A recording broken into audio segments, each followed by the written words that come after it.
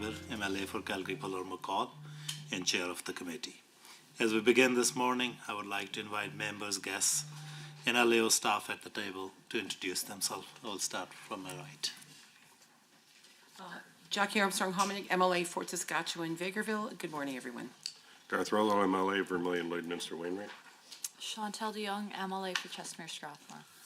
Good morning, everybody. Brandon Lunty, MLA for Leduc, Beaumont. Good morning, Miles McDougall, MLA for Calgary Fish Creek. Good morning, Jennifer Johnson, MLA for Lacombe Pinoca. Good morning, Jeff Dumont, Senior Financial Officer, Tourism and Sport. Good morning, Carmen Bidari, Executive Director, Financial Services, Tourism and Sport. Good morning, I'm David Goldstein, I'm the Deputy Minister of Tourism and Sport. Good morning, everyone. Paul Emery, Assistant Deputy Minister for Tourism and Sport. Good morning, Rob Dreesen, Assistant Auditor General. Marlon Schmidt, Edmonton Gold Bar. Marie Renaud, St. Albert. Court Ellingson, Calgary Foothills. Good morning, Nancy Robert, Clerk of Journals and Committees. Warren Huffman, Committee Clerk. Thank you. A few housekeeping items to address before we turn to the business at hand. Please note that microphones are operated by Hansard staff. Committee proceedings are live streamed on the internet and broadcast on Alberta Assembly TV. The audio and video stream and transcripts of the meeting can be accessed via the Legislative Assembly website. Please set your cell phones and other devices to silent for the duration of the meeting, and comments and discussion should flow through the chair at all times.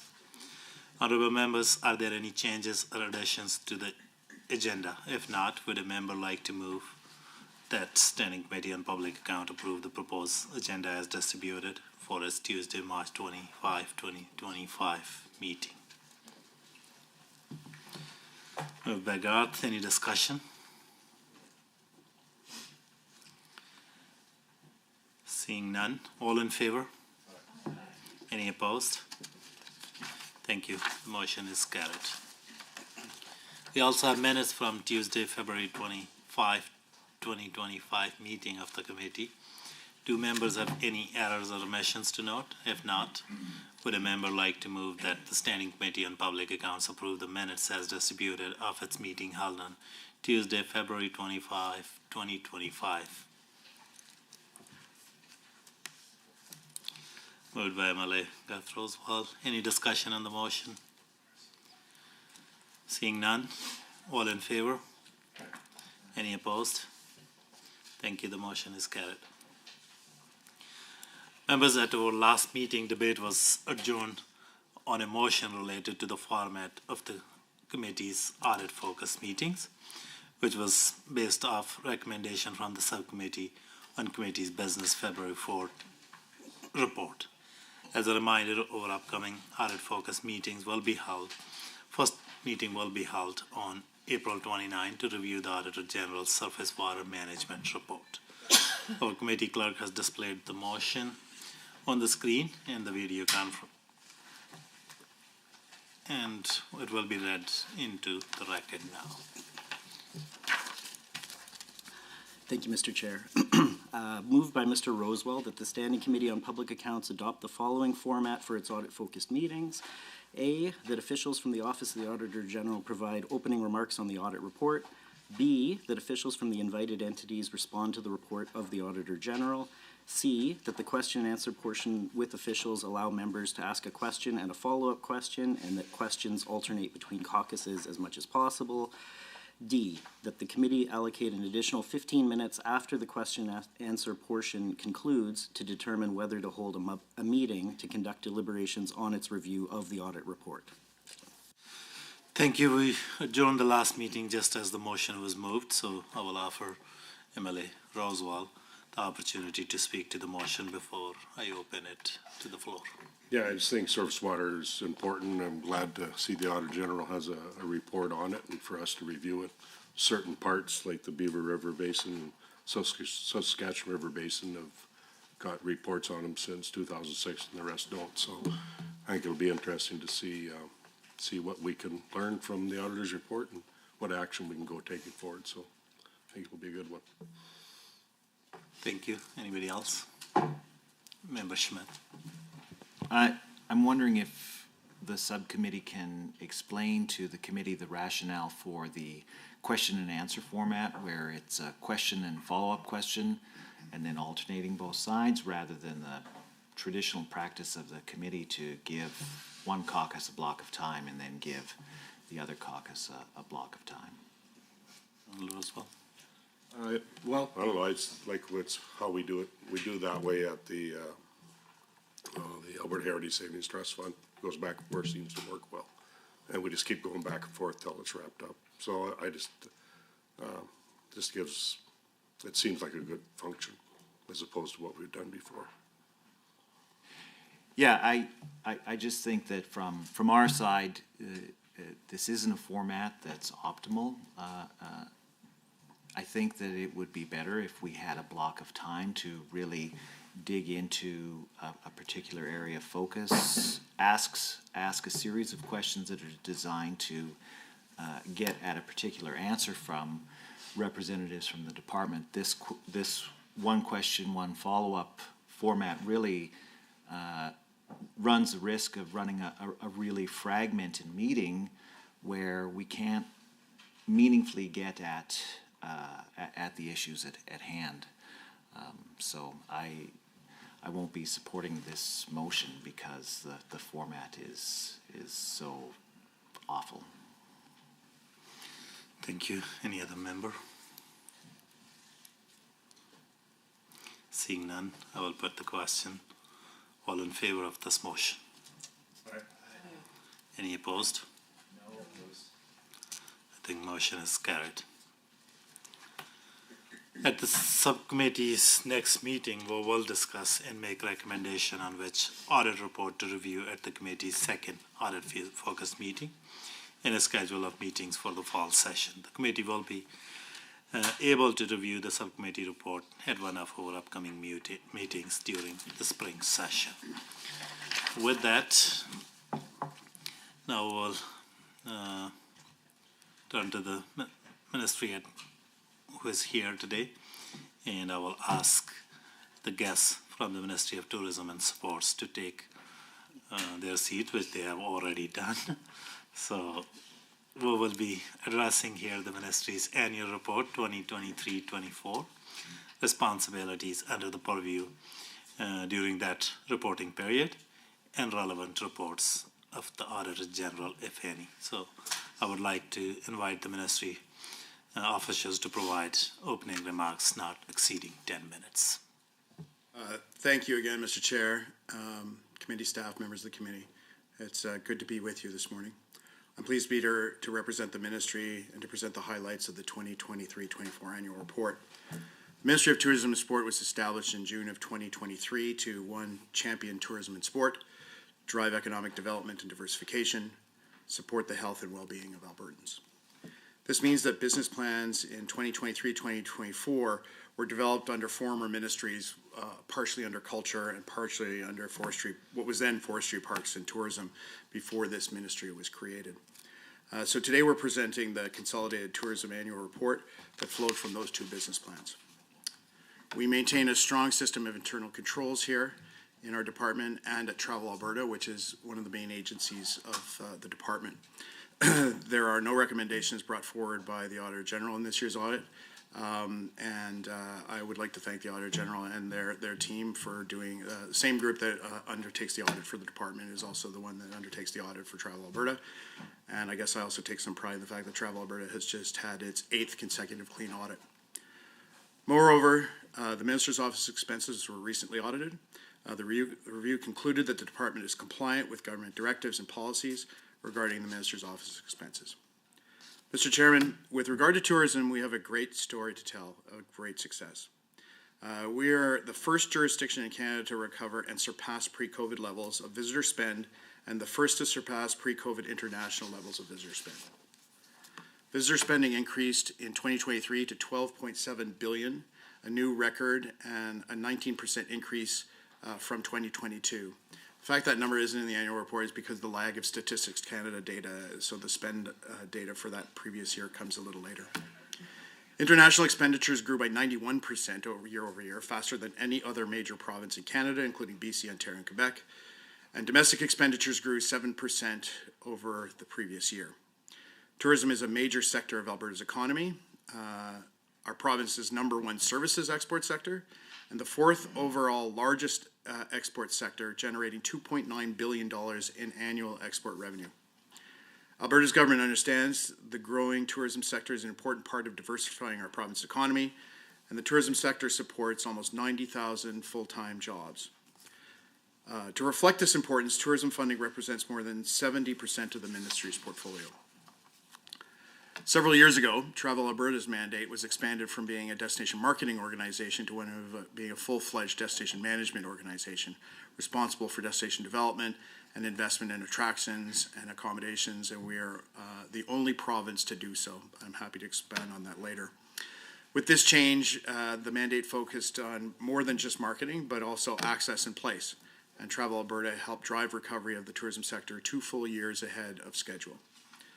To drive further success in February 2024, the ministry launched Higher Ground, our bold strategy to grow Alberta's visitor economy from $10 billion, originally before COVID, to $25 billion a year by the year 2035. Alberta's tourism strategy will grow Alberta's visitor economy through 5 key pillars: leadership and alignment, competitive product, people and careers, expanded access, and perhaps more centrally, Indigenous tourism. By investing in our emerging destinations, visitors to our province have more authentic Alberta experiences that inspire them to stay longer, spend more, and will give Alberta more opportunities to explore give Albertans more opportunities to explore their own backyard. Travel Alberta's tourism investment program invested in projects in more than 70 communities across the province in 2023-24. More than 60% of those projects were in small urban and rural areas of Alberta. More than $10 million was allocated in 2023-24 to the support of the Air Access strategy and yielding international arrivals from the US, UK, France, Germany, Japan, Korea, and soon to be Mexico with the new direct flight from Calgary to Mexico City. Through the product development program, Travel Alberta's $7.1 million investment attracted $63.3 million in private capital and returned an investment of nearly $9 for every $1 public dollars invested. Mr. Chairman, members of the committee, sports and recreation are also very important and the primary part of the ministry's work. Alberta's nonprofit sports system delivers affordable access to sport and recreation activities through training, grants, and award programs. The Major Sport Event Grant Program provided $2.5 million in 2023-24 to support 29 national and international sporting events in all corners of the province, including the BMW International Biathlon Union World Cup Final in Canmore, the International Speed Skating Union Speed Skating Champions in Calgary, and the 2024 World Archery Field Championships in Lac La Biche. I could go on, Mr. Chair, but we are short of time. This grant program was built on Alberta's reputation as an attractive destination, as well as its success in hosting world-class events.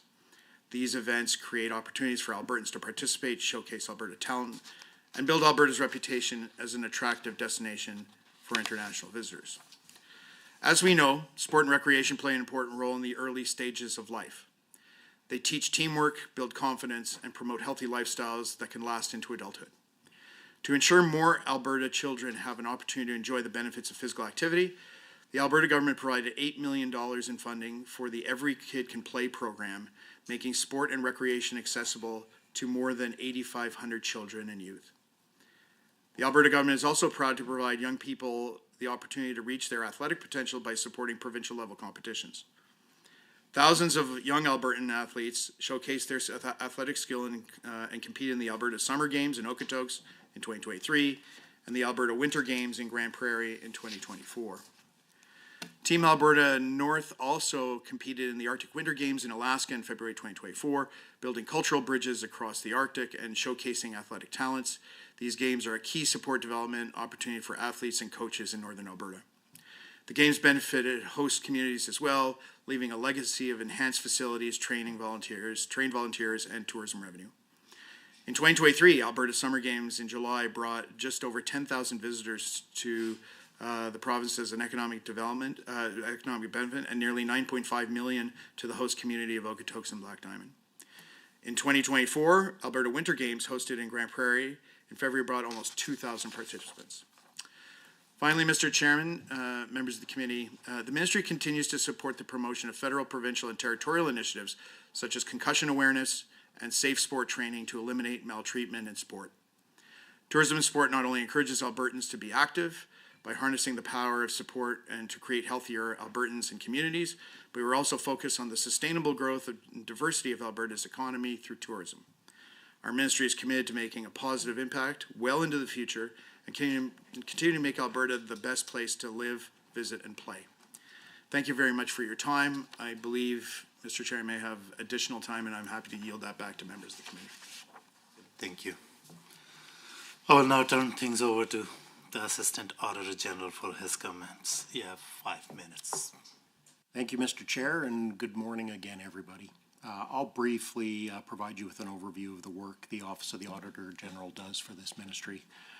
We audit the Department of Tourism and Sport to the extent necessary to provide our audit opinion on the consolidated financial statements of the province. We also audit the financial statements of Travel Alberta, as the Deputy Minister mentioned. For the year ended March 31, 2024, we issued a clean audit opinion, which you will see in the annual report starting on page 36.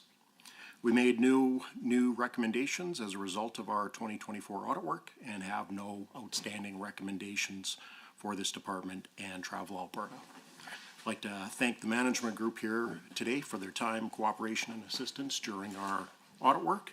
And that concludes my opening comments. Chair, thank you very much. Thank you. We will now proceed to questions from the committee members, and we will begin with the official opposition. You have 15 minutes. Thank you, Mr. Chair. My first questions are related to financial information presented on page 60 of the annual report. I'm not quite sure which line item this might appear under, and hopefully the Deputy Minister can help me out with that. Now, the Government of Alberta Sunshine List indicates that former UCP MLA Dave Rodney is employed as a special advisor to the Department of Tourism and Sport, and the government org chart says that Dave Rodney answers to the Deputy Minister. Now, his initial contract, which is also available on the Sunshine List, indicates that he was hired for a one-year term set to expire on November 30th, 2023.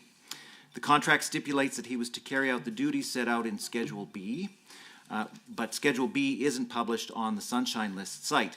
I'm wondering if the Deputy Minister can tell the committee what the duties of the special advisor were. Thank you, Mr. Chair. Two issues, it's a very good question. Mr. Rodney was initially retained by the previous Department of Forestry, Parks and Tourism.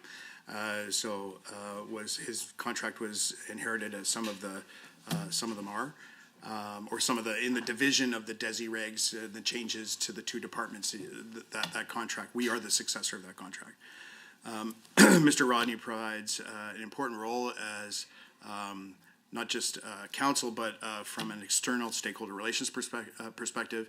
He, particularly as we look at the tourism development zones in the southern part of the province, but other parts of the province, he has a wealth of knowledge and understanding of the players and has been part of very important discussions and outreach with the industry associations and other communities throughout predominantly southern Alberta, but through the rest of the province.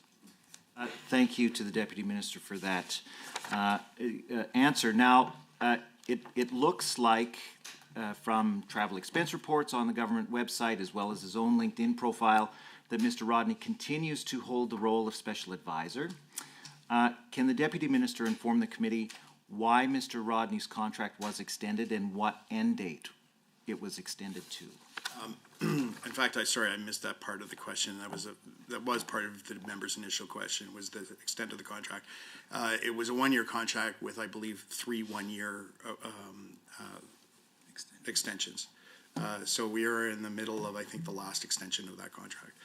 And we'll be reevaluating that at the end of this fiscal year. Thank you very much. And so am I correct that the Deputy Minister himself extended that contract when it was up for renewal? Yes. Thank you very much. So now Mr. Rodney has what I would describe as a colorful employment history. He stepped down as the MLA for Calgary Lougheed in 2017 to allow then UCP leader Jason Kenney to run in a by-election. Shortly after the UCP was elected in 2019, Rodney was hired as the Agent General in Houston, where he failed spectacularly and left that job after only 10 months. He failed again then at Invest Alberta, where he only lasted for a little over a year. And then in December of 2022, he finds himself as a special advisor and somehow has managed to last a year and a half. I'm wondering if the Deputy Minister can tell the committee whether he was directed by the Premier, any of her staff, the Minister or his staff, or anybody else in political office to extend Dave Rodney's contract. Mr. Chair, in all fairness, I think part of that question is fair and part of it's not. The fact that Mr. Rodney is a former colleague around this table, I don't think has bearing on what the rest of his career has pertained to.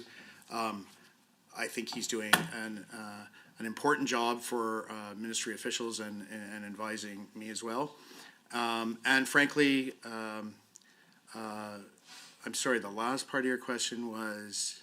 Whether or not you were directed by anybody in the Premier's office or staff? I was not directed by anybody in the Premier's office or Executive Council to either continue or extend this contract. Okay, thank you very much. Now, according to the Sunshine List, Dave Rodney's salary in calendar year 2023 was more than $200,000. That's more than the Premier makes, and certainly more than most civil servants in your department, Deputy Minister. Can the Deputy Minister tell this committee how this exorbitant salary isn't just an ongoing gift to the man who gave up his legislature seat to Jason Kenney? Point of order, Mr. Chair. Thank you, Mr. Chair.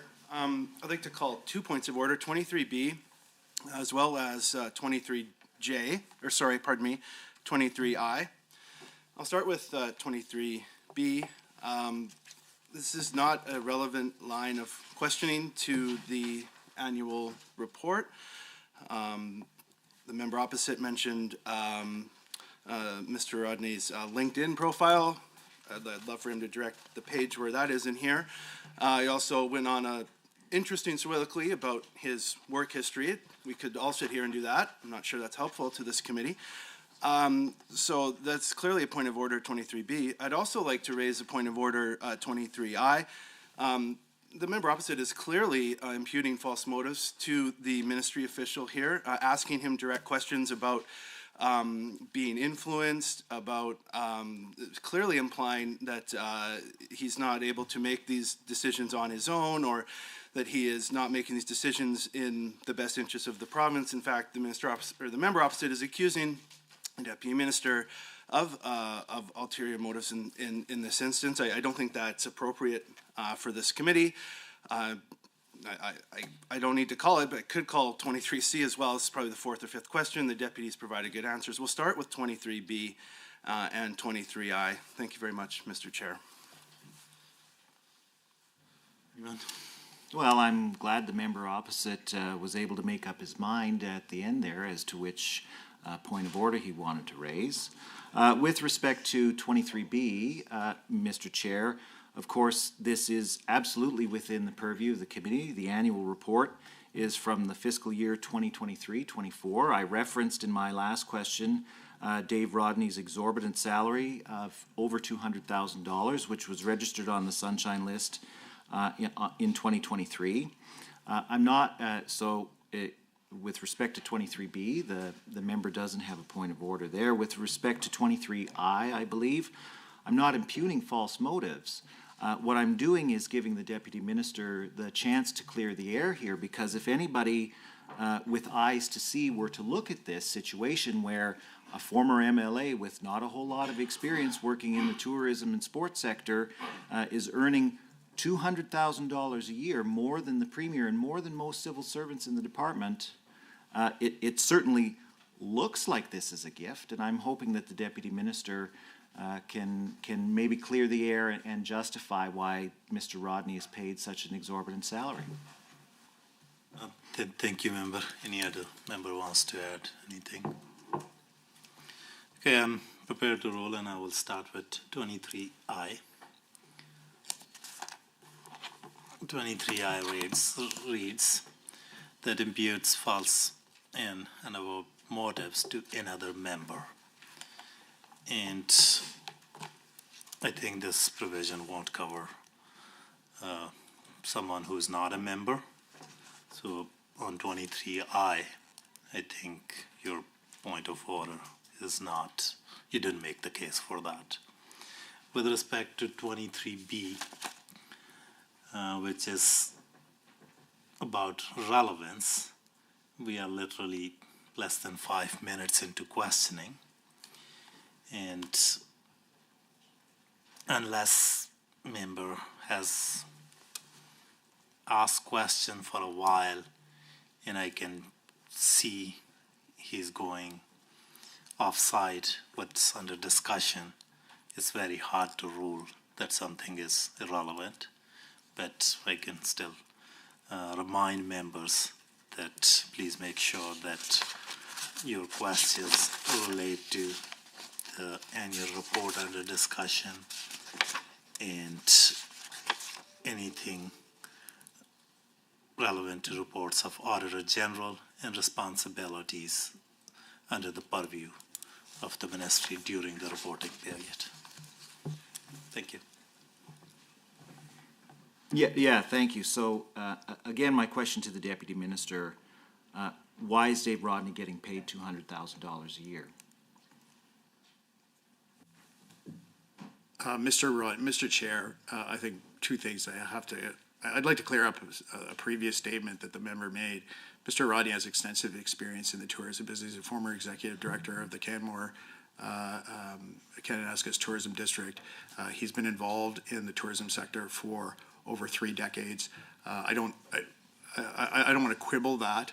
I don't want to quibble that, but I also wonder how many of the other members of the professional team at the department are going to be led to this type of public discussion. I don't think that's. I remember carefully when the member was a member of the government, his defense of the public service. So I can tell you that the contracting went through a normal process, that the remuneration is part of a function of experience and his track record, and that he's providing that service to the department every day. So I'm happy to continue those discussions, but I think you actually asked the question of where does it find itself in the annual report, and that would be underlying 2.1 under program support. I thank the Deputy Minister for that answer. Not exactly a rousing defense of Mr. Rodney, but hey, that's what we've got today. I do have another question, though, and this one is on line 2.2 of the financial information related to tourism policy and strategy. Now, according to her LinkedIn profile, former Banff Kananaskis UCP MLA Miranda Rosen was hired as a director for this branch of the department. Now, Ms. Rosen was hired with no prior experience as a manager in the government or with any experience in tourism policy strategy at all. And in fact, according to her resume, she only graduated from university in 2017. Now, I'm wondering if the Deputy Minister can tell us whether he or anyone in the department was directed by the Premier, her staff, the Minister, or his staff to hire Ms. Rosen into this position so shortly after she lost her seat in the 2023 election. Thanks again, Mr. Chair. That's another interesting question about staff of the department. I'm going to correct one issue, and then I'm going to pass over to the Assistant Deputy Minister to walk through the process of how that job was posted and appointed. But she was the Parliamentary Secretary for Tourism. She comes from that region of the province. She represented constituents who were the most affected by tourism policy, probably in the province. So I think her experience is somewhat relevant, and then I will ask the ADM to go through the process by which she was appointed. Mr. Chair, to the member. As the Deputy explained earlier, the Ministry of Tourism and Sport was stood up in June of 2023. Following that organization of the ministry, the director who was responsible for tourism policy and strategy took a transfer to another ministry over the summer. Therefore, that position became vacant over the summer. As per our standard processes, the department worked with the Public Service Commission to issue an open competition, meaning any Canadian citizen with both experience in tourism and with government could apply. We received over 50 applications for that position. The screening was done by the Public Service Commission, independent of the department. The candidates were then shortlisted. Ms. Rosen interviewed along with others, and she was deemed to be the best candidate for the position. Sorry, if I can add to that. That's all that I needed. Thank you, Deputy Minister. I'm sorry, Mr. Chair, we didn't get to finish the Yeah, answer to the no, question. that's, I got the answer. Ma'am, The question that I'd asked, Mr. Chair. So I'd like to just continue on. I'm wondering if the department could provide the documentation that was used to support the hiring of Ms. Rosen. It's a little bit hard to believe that with 50 applicants from all over the country, that someone with no experience as a government manager, 4 years as a parliamentary secretary for tourism, which has absolutely nothing to do with the work of the department. It's hard to imagine that in a fair and open competition that somebody like Ms. Rosen with her resume would come out on top. So I'm wondering, my question is whether or not the department can table for this committee all of the documentation related to the hire of Ms. Rosen.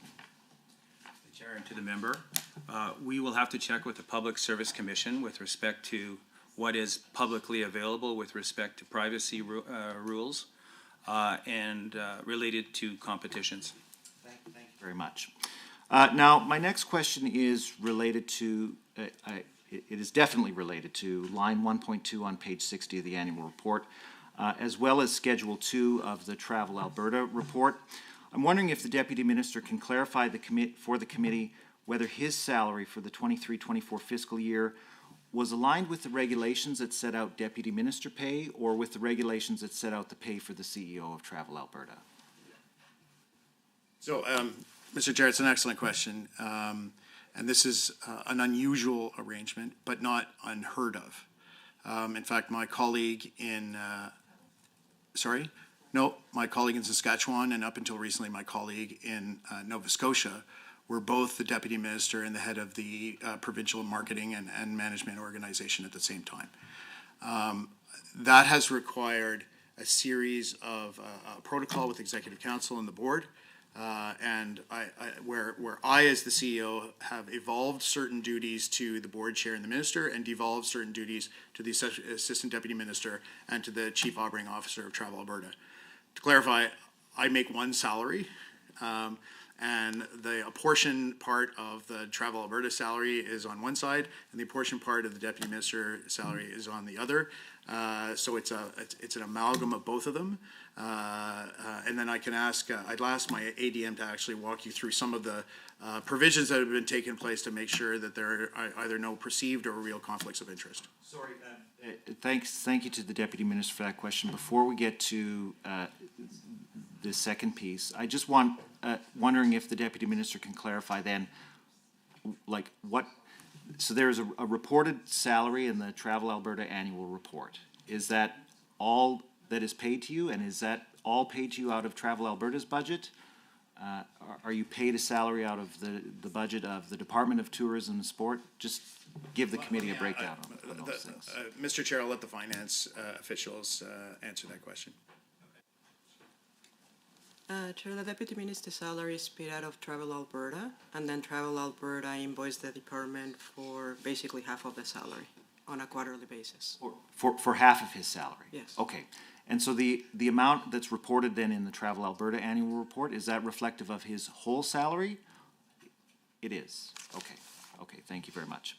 Now, the department's expense disclosures show that the Deputy Minister charges for travel and accommodation whenever traveling to Edmonton. And so how is it that the Deputy Minister of Tourism and Sport, who is supposed to have an office here in Edmonton, is charging people for traveling to Edmonton for meetings? As you know, there are a few deputy ministers that are actually not based in Edmonton. And the provisions of my employment are that I continue to be based in Calgary, and that the expenses that are performed on my deputy minister duty are approved by the Deputy of Executive Council, and the travel expenses that are undertaken under the Travel Alberta portfolio are approved by the board chair. Okay, thank you very much for that. So I think the Deputy Minister was going to ask his ADM to talk about how you apportion. Like, how do you know when you're working as the Deputy Minister of Tourism and Sport, and how do you know when you're working as the CEO of Travel Alberta? Can you explain to that? And particularly making sure that we're not getting charged twice for expenses that you rack up performing those roles. So, really, the only travel that I attribute to the Deputy Minister portfolio is that between Calgary and Edmonton. The rest of the, pretty much the rest of those, any travel expenses are really attributed to my duties as the CEO of Travel Alberta. What I was going to ask the ADM to explain is how we differentiate some of the duties to make sure there are no perceptions of real or perceptions of conflict of interest in the two roles. To the, Mr. Chair, to the member, with the unique arrangement of both DM and CEO, as soon as we stood up the department, the Minister's office, the Deputy Minister's office, specifically the Director of Executive Operations, myself, the finance team, got together to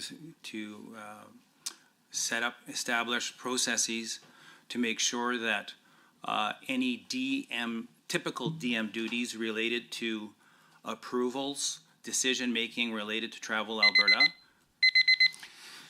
Thank you. We will now move to government side for questions, and you have 15 minutes. Thank you, Mr. Chair, and through you to the Deputy Minister. As outlined on page 10 of your annual report, I can see in February 2024, the Ministry launched the program Higher Ground, a tourism sector strategy which targets to grow Alberta's visitor economy from 10 billion annually, as you referenced in your opening speech, in visitor expenditures to a massive 25 billion by 2035. This is a pretty impressive goal for the Ministry of Tourism and Sport, and I guess it shows how important tourism is across Alberta. So I have a couple questions here related to that. The first to the Deputy Minister through you, Mr. Chair. Over the 2023-2024 reporting period, what work has the Ministry completed in order to further this goal of reaching 25 billion in visitor expenditure by 2035?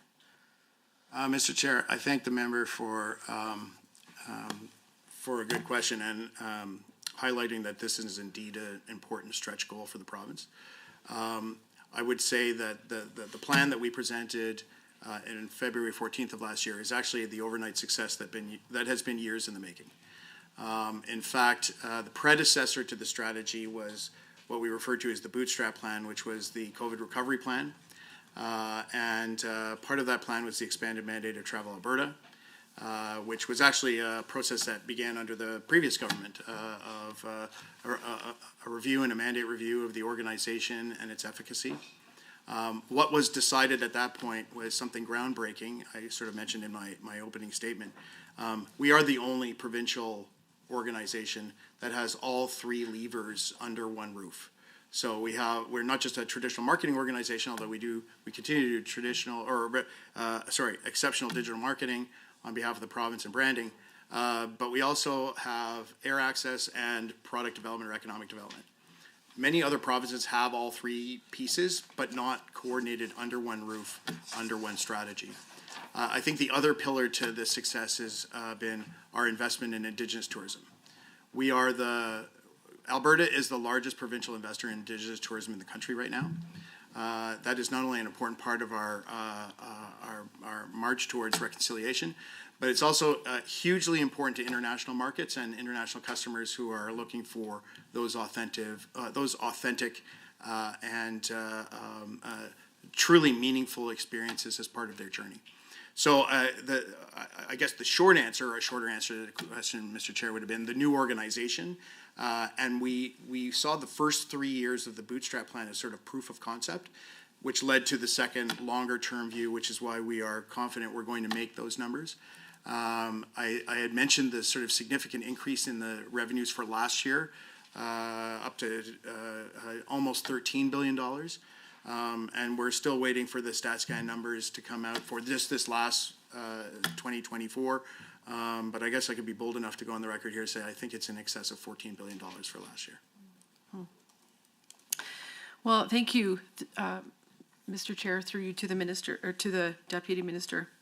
And following up on that, in a similar vein, but maybe we'll expand a bit. When considering visitor expenditures here in Alberta, I do think of all the locally owned businesses across our province who would benefit, for sure, from increased expenditure from tourists. So could the Deputy Minister please explain to this committee how we are ensuring Alberta-owned and operated businesses will benefit most from these visitor expenditure increases? Thank you again. Another really good question, Mr. Chair. It may require a bit of background. So the first thing, as we were working our way through COVID, was an examination of the then $10 billion, or pre-COVID $10 billion of visitor spend. Most of that was in 5 parts of the province: the Calgary, Edmonton, Banff, Lake Louise, and Jasper. We call them the jewels of the crown. Our weakness was we didn't have a crown around the jewels. And so the first thing we set out to do is create 10 tourism development zones in rural parts of rural Alberta, and to work with them to strengthen, create destination master plans, and then to look at what investment holes they were missing, what sort of small and medium-sized businesses could be brought to bear.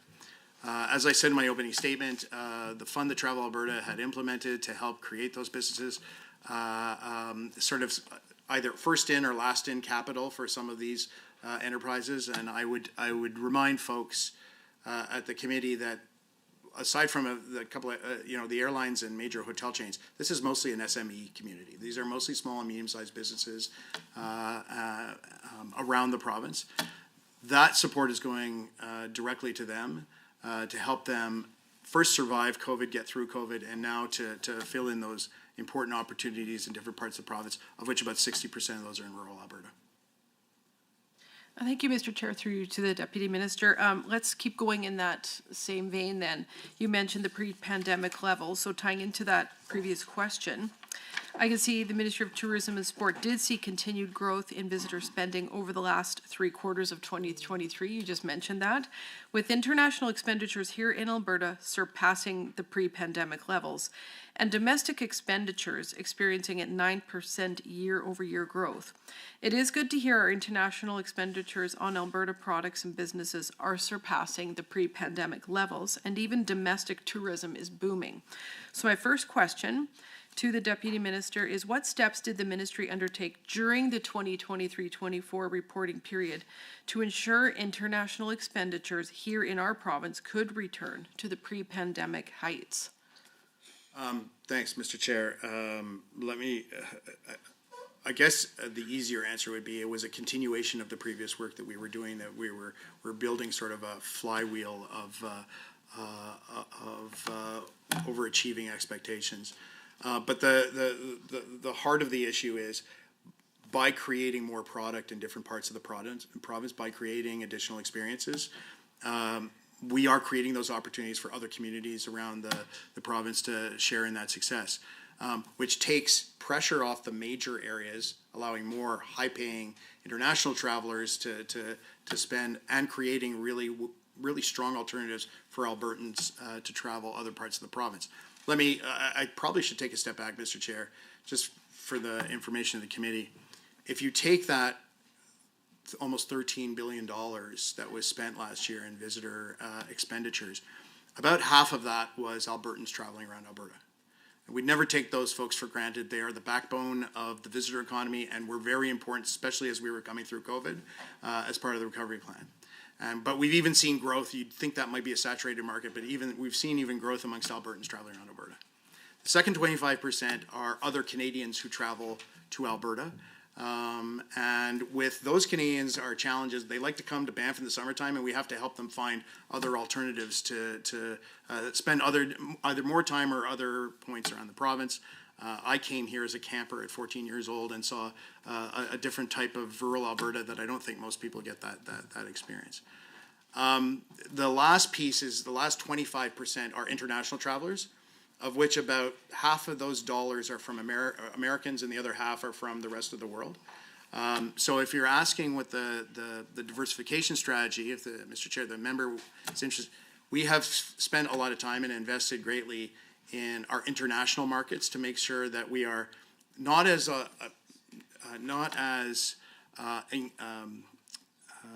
influenced by the U.S. market as some of our other provincial counterparts. It's still an important market to us, but we're not as reliant on those markets, on the U.S. market, as our friends in BC or Ontario or Quebec, who have a great deal of U.S. rubber tire traffic as part of their revenue focus. So our diversification strategy has also helped to be part of that success. I hope that answers the question. Yeah, thank you, Mr. Chair, through to the Deputy Minister, and it kind of does, and it kind of answers a lot of my next question. Maybe you can expound on it a little bit more if you think there's some holes here. To the Deputy Minister, through Mr. Chair, what factors have led to an increase in the domestic expenditures and by extension, domestic tourism from across Canada during the reporting period? So if you could add maybe a little bit to that if there's something else. I just would reiterate that we're providing, working with entrepreneurs, working with Indigenous communities on new product. I mean, I could list off a range of them, but we're creating more opportunity for Albertans to have great experiences in different parts of the province. I look at Métis Crossing as a very good example. You know, Métis Crossing was a community meeting place about 5 or 6 years ago. Has now become a world-class resort. And Travel Alberta invested $500,000 out of our development fund to help them build their sky watching view pods. I don't know if you've seen pictures of them, where you can watch the aurora borealis from your pods. There are a lot of sort of glamping and other instances in different parts of the province where a little bit of our investment has created huge returns and frankly gives Albertans an opportunity to travel to different places. I know that I'm running along, but I think there's an important example here. Drumheller. We all know that the Royal Tyrrell is one of the greatest cultural museums, historic museums on the planet. It attracts, I think it attracts over 500,000 visitors a year. Unfortunately, it sort of becomes a day trip from Calgary. And creating other experiences in the Drumheller area that give people a reason to stay 1 or 2 nights to be part of other experiences in Drumheller has been really important. So nesting a series of other experiences around that property helps create more of a synergy for the destination for a place like Drumheller. I could go on, but I'm watching the clock, and I'm sure the member has other questions, Mr. Chair. Well, I will cede my time to another member, but thank you for mentioning Drumheller. I actually grew up in the area, and there's lots to do there, like the Atlas Coal Mine and the Bleriot Ferry and the Little Church and the Swinging Bridge. So it's lots to do in Drumheller. Thank you very much. Through you, Mr. Chair, to the Deputy Minister, and I will cede my time to my colleague, MLA Lunty. All right, well, thank you, Mr. Chair. Thank you to the Deputy and his staff for joining us today. I really appreciate hearing about the hard work that you do to support this very, very important industry. I will be asking about the air access expansion strategy. So this is on page 14, it's key objective 2.3. This is a strategy that's really relevant for my riding in Leduc Beaumont. Of course, we have the Edmonton International Airport in the riding, and they do amazing work. They really are cutting edge. They're promoting the region, they're promoting the province. They have a huge focus on driving tourism, as well as their business expansion, their hydrogen technology. They're great. They're an incredible asset for the region and the province. So this strategy is certainly relevant from that perspective. And through the chair, as I mentioned, this is on page 14. It's under key objective 2.3. The Ministry of Tourism and Sport through Travel Alberta invested more than $10 million to support the growth of the air access expansion strategy.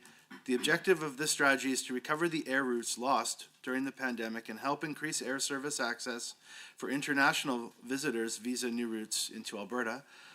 So again, I think this is some incredible work, and I wanted to give the Deputy a chance to highlight some of this success. So through the chair to the Deputy Minister, how is this $10 million allocated during the 23-24 reporting period, and what international tourism markets were focused on the most during this time? Thank you, Mr. Chair. I see the clock ticking. So this is a very complicated question, and hopefully I'll get through part of it, and maybe we can circle back on if other members want to talk about it. Simply put, Alberta is a fly-to destination. Of the 50% of our market that I spoke of earlier, both other Canadians and international travelers, they fly to Alberta. We lost 95% of our air access during COVID. We have some natural advantages, including having a major carrier like WestJet and minor carriers like Flair, who are headquartered in Alberta. But rebuilding the demand curve to sustain those routes is critical. There's a lot of talk in this province about pipelines. My pipeline has wings. And without the restoring of that air access, both to the two major international airports and then to other airports like Fort Mac, Grand Prairie, Medicine Hat, the ecosystem doesn't work. The clock's kicking down, so I'm going to try and get to the member's question, Mr. Chair. In the year that we are reviewing, we saw over 300,000 incremental increase seats to the province. Those were all international seats, so they were either U.S. transborder flights from predominantly California, Texas, and New York, and key new flights to the UK, to France, to Germany. Right after this reporting period, the new direct flight to Seoul, Korea, and Tokyo, which have been huge, important markets for us before COVID, and probably even more so now. As I mentioned, Mr. Chair, to the previous member's question, that diversity of markets, that mix of markets that's not just reliant on the U.S. was increasingly was a huge priority of us for years, but obviously in the current environment, increasingly important. Thank you very much, Deputy. 6 seconds to talk about a major initiative, but I'm happy to hear that this has been a successful program. Thank you. And for the second rotation, the time blocks are 10 minutes, so we'll proceed with question from the official opposition members. Thank you, Mr. Chair. So I want to pick up where Member Lunty left off. I believe his question was about the allocation of the $10 million. I'm wondering if the Deputy Minister can provide that information to the committee. I can. Sorry, Mr. Chair. I thank the member for the opportunity to continue the answer. I should first state that there's a lot of destinations that have aviation access support mechanisms. Quebec has a very robust fund. BC has a very robust fund. And usually it's just a subsidy program where you basically buy service from a carrier. We have set ourselves up very differently. We have defined through the program the key objective routes that we are interested in that come from those key markets. Some of them I already mentioned. And it's kind of an auction process where Canadian and non-Canadian airlines can sort of bid for support for those routes.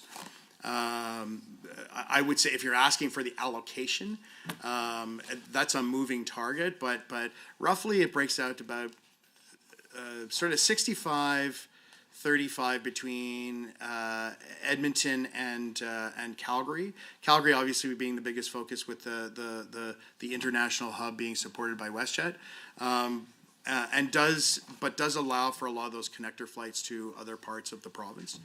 I would say the portfolio, again, it depends on where the bids are coming from for the various routes. But it started primarily to recover the U.S. transborder flights in the previous year. We're now, I would say, about 50-50 between the U.S. transborder flights and those international flights, the long-haul international flights. And so, unlike other programs, it's not just we write a check to the airline. There is a partnership program. There are obligations. There is a count on the number of incremental, not existing, but incremental inbound seats to Alberta. I don't care about paying for seats for people to go to Las Vegas. That this is an injection to the visitor economy here in Alberta, and that program has a standing KPI. If you refer to the Travel Alberta, if you refer to the Travel Alberta annual report, there's a standing KPI of 7-1, I believe, which is we the visitor economy in Alberta gets $7 for every dollar we invest.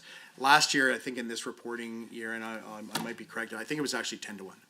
So the proof is in the pudding, and I now have, I was just on a call the other day with my colleagues in Quebec. Thank you, Deputy Minister. I can tell you're excited about this program, and it sounds like it's complicated. But for the purposes of today, I'm wondering if you could give us a breakdown of how the money in 23-24 was spent. It sounds like there were a lot of moving parts and, you know, a lot of ins and outs. But you must have some numbers that for how it was allocated. And So if you could just cut to the chase and get those numbers. Thank you. I believe I provided those numbers. The split between the two international airports was roughly 65-35, and the split between the American, the U.S. transborder flights and the international flights is about 50-50 of the $10 million. So when you, okay, so thank you very much for that clarification. So when you say that you're spending 65% on flights into Edmonton, who are the carriers then that are providing that? And who are the carriers who are providing those flights into Calgary? So I can say generally because we're under NDA and these are commercial agreements. So I have to be careful about that. But WestJet, Air Canada, we had supported, I think, a couple of flights with Flair. Condor Airlines, which is a German carrier. What we do, our practice, Mr. Chair, is to do sort of a ROFR, a right of first refusal to the Canadian Airlines, and if the Canadian Airlines will not satiate one of the routes that we find important, like Edmonton, Frankfurt, then we go to the next in line, which are international carriers like Condor. Thank you very much. So now, of those 300,000 seats that Travel Alberta estimated were provided, how many were actually sold? So those are sold seats. Okay. So what's the process that Travel Alberta does to verify that it's getting the money that it's paying for, or that we're getting the seats that we're paying for? So, Mr. Chair, as part of our agreement with those airlines, they have auditable reports that come back, and we can actually monitor that, not just what the airline says, but through data from IATA and other data sources as to the incremental number of seats that are coming into the market. And then if they don't achieve their goals, we will adjust down or ask for a return of that investment. Or in some cases, I want to be careful about how I pose this. In some cases where an airline has failed or has not met their objectives, they can be disqualified from the program going forward. Did we lose any money in 23-24 due to airline failures? We did not. We had, it was in the news, so Mr. Chair, I don't think this is, we all recall that Lynx Airline had to wind down its operations. We were in discussions with them about certain U.S. transborder flights. We actually didn't execute any agreements with them. So Mr. Chair, to the member, no, there weren't any that failed. Okay. So if a seat is supported by Travel Alberta, and the airlines, like, I guess we pay the money for them to open up the seat, and then when the seat sells, the airline keeps all of the money from the sale of that seat. Like, is any money sent back to Travel Alberta for? I mean, you talk about return on investment here. That's broadly speaking. Does Travel Alberta actually earn any money directly back from opening up these seats? So, Mr. Chair, this is a complicated question. We're not a commercial crown corporation, so we can't earn money. We don't earn revenue. The way the split works is about 70% of the contribution that we have with each of the airlines is actually marketing co-op support. So we are the initiator and help them with the marketing campaigns. Some airlines do not have those international reach, and then we have an international reach in those markets. So I would say not 100% of the money leaves the door, but a lot of it is reinvested with Travel Alberta as part of the marketing product for those routes. It's not like buying a seat, sir. It's a little more complicated than that. But what we haven't done, which other destinations have done, is just basically give a seat guarantee. In fact, historically, and I can't remember who was the government of the day, there was a deal with Aeromexico here in Alberta to give $1 million to Aeromexico to create that flight to Mexico City. And once the flight was gone, the money was gone. We're not doing seat guarantees. So that is not part of our program. And as I was about to finish my last sentence, I was on the phone yesterday with my colleagues in Quebec, and they're trying to replicate what we're doing. They find it fascinating. Mr. Chair. Yeah, lots of people on the opposite side love to hear about what Quebec is doing. Can you talk to us more about the methodology that Travel Alberta uses to calculate this 10.6 to 1? Because that's pretty opaque in the annual report. Mr. Chair, I'll apologize. It shouldn't be opaque at all. Stats Canada establishes what the international spend is on international travelers. So we know for one Brit, one German, one Japanese visitor, we have an average of what they're going to spend. So if we are taking the number of incremental seats from, let's say, the Tokyo flight, and we know based on Stats Canada's data on spend, we then figure out and so I know you're rushing through time, but I think this is an important thing. It's not just a volume of seats, Mr. Chair, because some seats are worth more than others. A Japanese visitor is worth more than a visitor from Seattle. So you have to stack that in as part of, all people are worth the same thing, Mr. Chair. But from a revenue perspective for the province of Alberta, as part of the member's question about their ROI, that's how we factor it in. Thank you. I was beginning to worry that you were going to price tourists per pound here. How much, so of that $10.60 for every dollar invested, like how much comes back to the government of Alberta in the terms of tax revenue? Does Travel Alberta know? Another good question. My colleagues are going to help me with the actual data on this, but first thing is the visitor levy. So on hotel room nights, as folks will recall, there's a 4% visitor levy. So there's a direct benefit to lifting up hotel room nights in the province. And of course, the higher the price, the hotel night, like at the Banff Springs, the higher the 4% is as far as revenue is to Travel Alberta. I'm trying to not kill your time, member, while my, for the sake of my 9 seconds, we have robust metrics on this and we're happy to provide them to the committee. Yeah, if you could provide that in writing then as a follow-up, I'd appreciate it. Thank you, Deputy. We'll now move to the government members for 10 minutes block of questions. Thank you, Chair, and thank you to the Deputy Minister and your officials for being at PAC this morning. I'll jump right into the annual report. On page 12, it talks about the Major Sport Event Grant Program. And that's a really, really great program. I've been to some events that have utilized that funding, and it's been great to see the number of people that it brings into the province. And you know, there's this excitement, there's this buzz around major sporting events, and so I'm really glad to see that program and to experience it in action.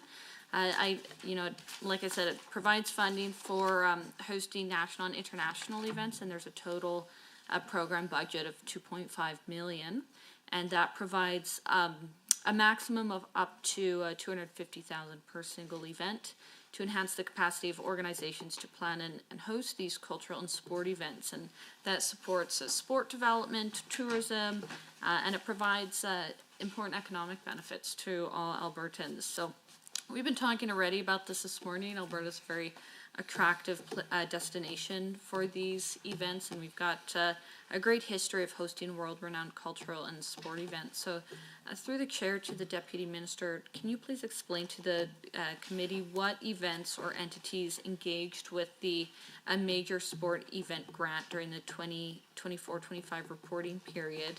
And as well, through the chair, Deputy Minister, can you explain how the major sport event grant program during the reporting period was able to just bring attention to our province, especially our cultural and our sports sector?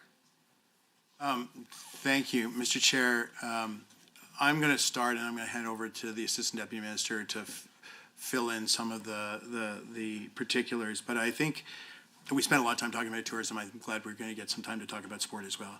And this is a uniquely important program. I don't know how many of you are parents who have spent time schlepping around to different parts of the province or different parts of the country, sitting in gymnasiums and hockey rinks. And I know my youngest daughter was a competitive, provincially ranked competitive gymnast, so I spent a lot of time on the road.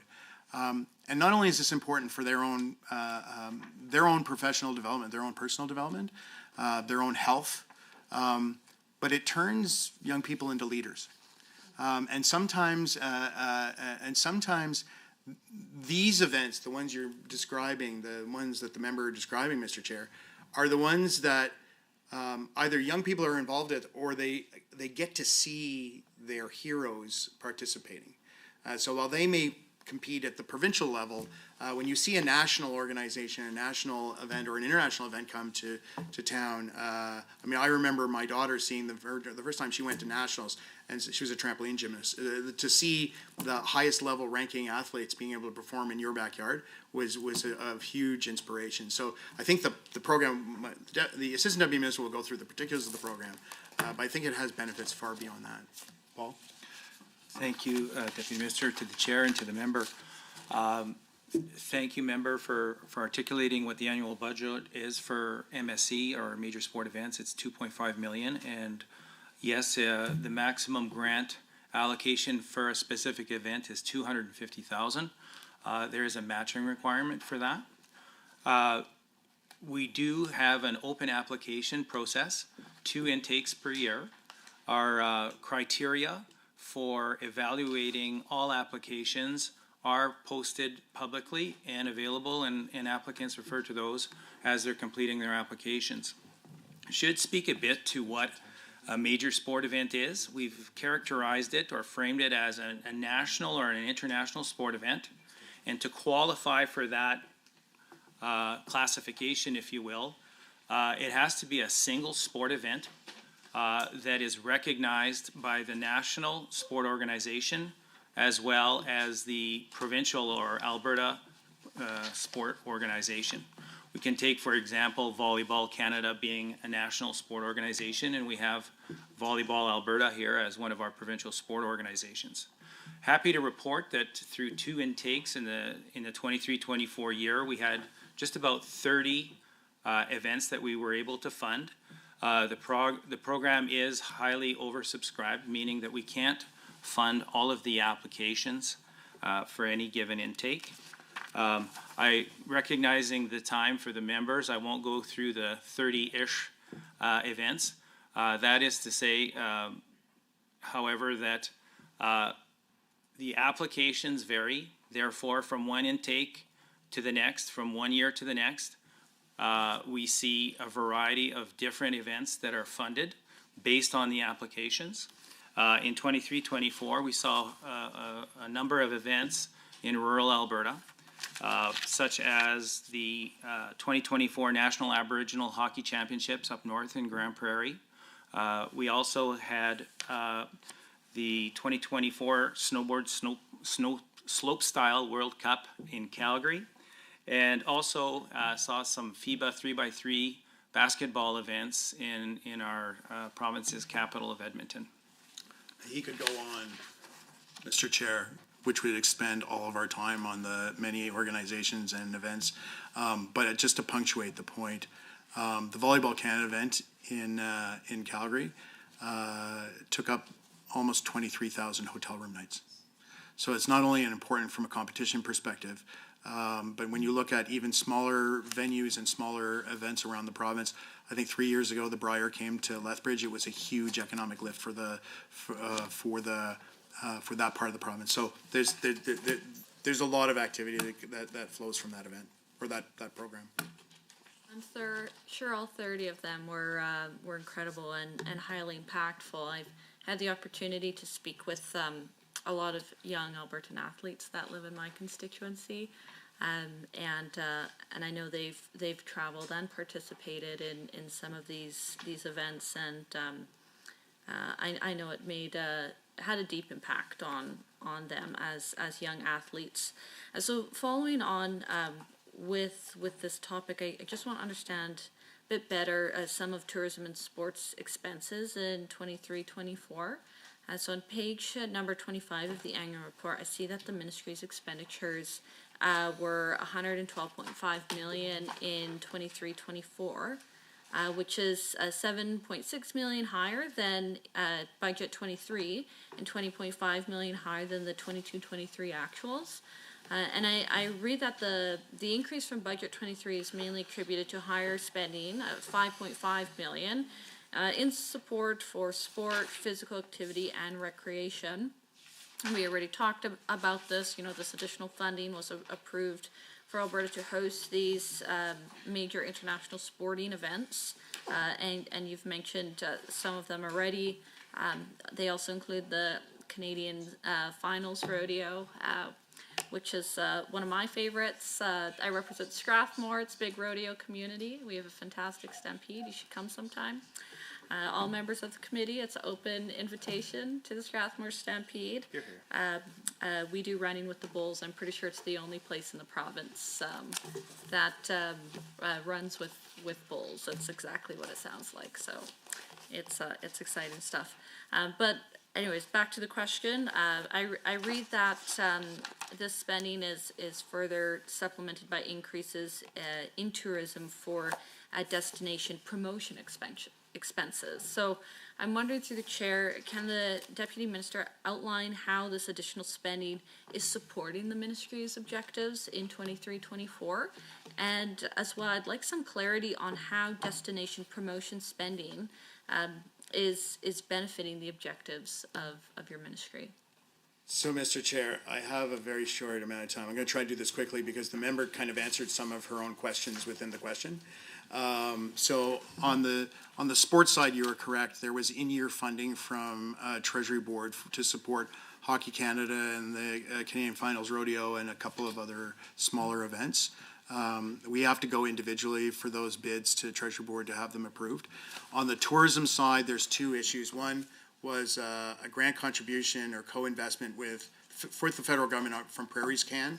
I think it was about $900,000, which allowed us to do the work of the destination plans for each of the 10 tourism development zones. I can go into that later. But there was also, from a destination promotion perspective, Mr. Chair, to the member, we over succeeded in our co-investment from our partners like Tourism Calgary and Tourism Banff, who co-invest in our marketing campaigns. So we had a higher percentage than normal, which speaks to the success of the campaigns. Thank you. We will now move back to the official opposition for 10 minutes. Excuse me. Thank you, Mr. Chair. So I would like to ask a couple questions about Podium Alberta. So I'm going to refer to Outcome 1, Key Objective 2.1 on page 13. The ministry discusses the Podium Alberta program invested a total of $700,000 to assist 232 athletes compete at the world stage, or on the world stage, in 38 sports. So my first question is, does the department have a breakdown of male, female athletes, or under 18, over 18, any sort of metrics like that? So I'm gonna kick that off. It's a good question. It was a significant topic when I was with the Minister at Committee of Supply a couple of weeks ago. And I think I've already told you my personal story about women in sport being the driver. But I think since that line of questioning 2 weeks ago, I think we've done a lot of introspection and a lot of looking into numbers that maybe, be honest, we were not, Mr. Chair, I'm not saying, I think we have more to do in this area. In the last 2 weeks, and the ADM will provide what we've been able to bring together. So actually, that's not relevant for this committee because we're looking backwards. Correct. Oh, since Committee of Supply, they've looked at it. Yeah. Okay. Sorry.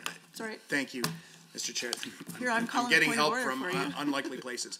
But yes, we have done some initial analysis. The ADM will fill you in on that, and but to say that there's more work to be done. Mr. Chair, to the member, for the fiscal year 23-24, 51% of the Podium Alberta recipients were female women. And do you have any metrics on under 18, over 18? I don't have those handy at the moment. So is that something that maybe the department is looking at? Mr. Chair, we will. Okay, and one of the reasons that I wanted to, anyway, I'll get to that a little bit later. So can you tell me how many of the 232 high-performance athletes are actually eligible to participate in like Paralympic type sport? We'll get that data as well. We will undertake to get that data as well. Okay, perfect, thank you. Now, the ministry notes $700,000 in funding for high-performance athletes to encourage athletes to stay home, live and train in Alberta, which is perfect. And Podium Alberta has funded high-performance athletes for 17 years, for a total of $14 million as listed in the annual report. That's an average of $824,000 a year. So why is the UCP government funding below the average when we know population, inflation, all of these pressures, and we're funding less than the average for the last 17 years?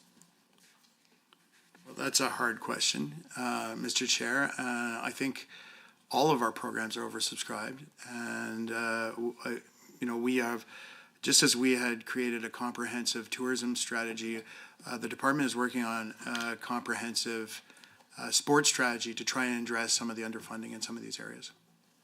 Okay, so the department is looking at why you're underfunding Podium Alberta?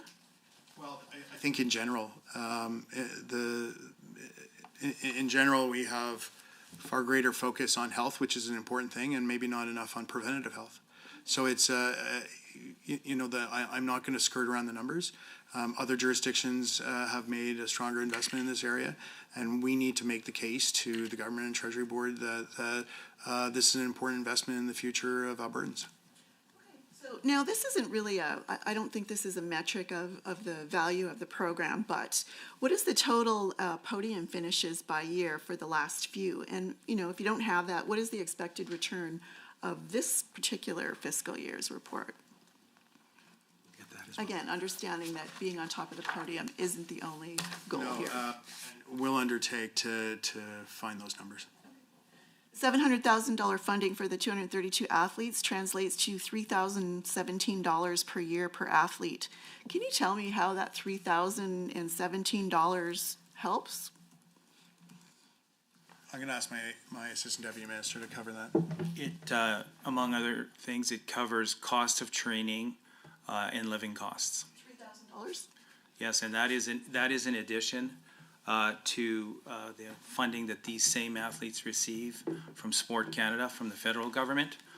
They have to actually be recognized at the national level to be eligible for Alberta podium sport. It's like a match, the 50%? It's not quite a match, it complements it. Okay, so. Sorry, I just wanted to add something. Sure. Mr. Chair, I just want to circle back to the member's other part of the question. I believe we do have on the website the Podium Alberta recipients and which ones are designated as Paralympians or para-athletes. Okay. So part of the reason I asked, how many of these athletes, world stage athletes, are under 18 is that we've got, I'm assuming with $3,000 from the province, maybe $3,000 from the federal government, $6,000, it's expensive to live and work in Alberta. People under 18 are getting a lower minimum wage. They're not even making $15 an hour. So I'm just wondering if the department has done sort of any investigating on how these youth or these athletes are actually doing when, it's pretty tough to live and work here if you don't have a good paying job to support, the athletic work that you're doing. Mr. Chair, or to add, parents who are prepared to help. No, parents is not the answer. The answer is we have a certain number of dollars. We could divide it more slimly among less athletes, which would impede outcomes. But we have made a choice to try and include as many athletes in the program as we can, given the fiscal restraints of the program. Okay. So I'm going to move on a little bit. So I'm going to talk about the percentage of Albertans participating in active recreation activities. So on page 19, the performance metrics, I note multiple explanations for why the data is essentially useless. And I quote, should be used with caution.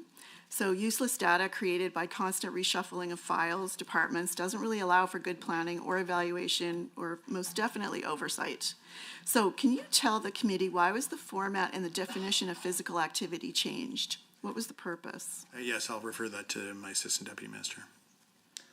Yes, for many years we had been using an instrument that had become dated with feedback that we received on the definitions and categories. We responded and created a new or a revamped tool. As folks who are familiar with data, introducing a new instrument terminates the previous trend line of the data. And it usually takes a number of years, arguably depending on which statistician we're speaking to, takes a few years of data to establish a trend.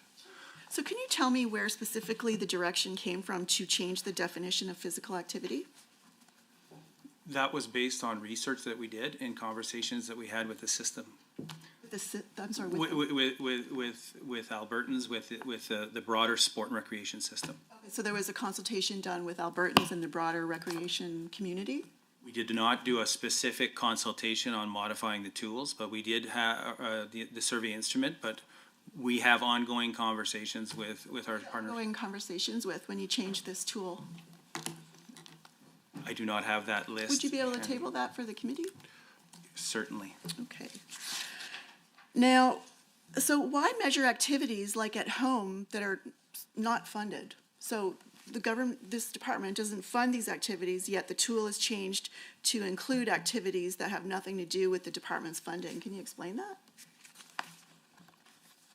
In looking at our departments, to the chair and the member, and looking at the department's mandate, which is sport, physical activity, and recreation, we do not limit our view with respect to Albertans' activities to what we fund.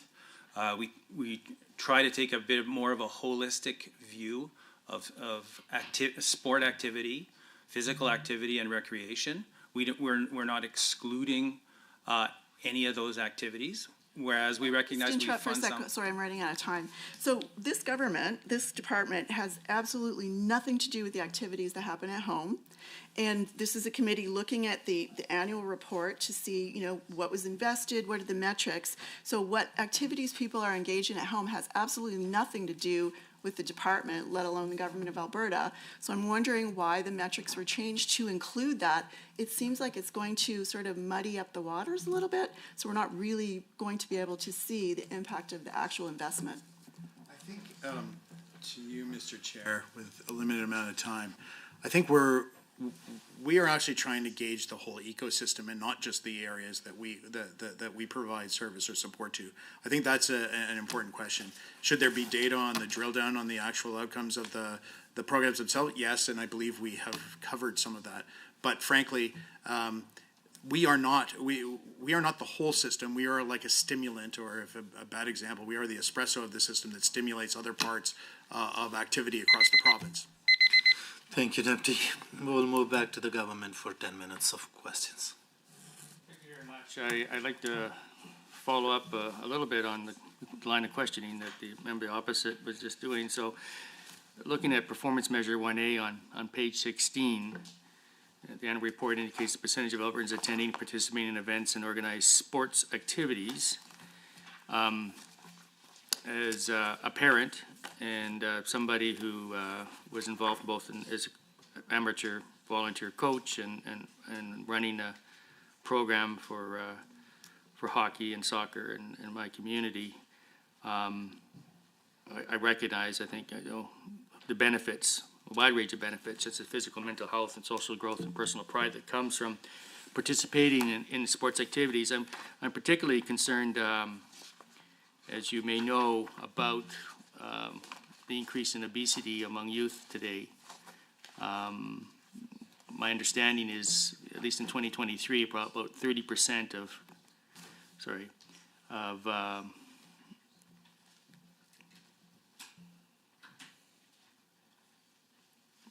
1 in 3 Canadian youth are considered obese today, and which is about 3 times the level about 30 years ago. And only about 39% of youth between the ages of 5 and 17 are meeting what the expected requirement from participation for physical activity. So this is something that I think is a big societal problem, certainly a problem here in Canada. And looking at the statistics on the performance measures I was talking about, I see a decrease of 5.3% from 22-23, the child sport participation rate. Now, it still exceeded its target for that year, but can you provide, I guess, how did we, why did we, any insight into how this target was exceeded, but why was the target decreased?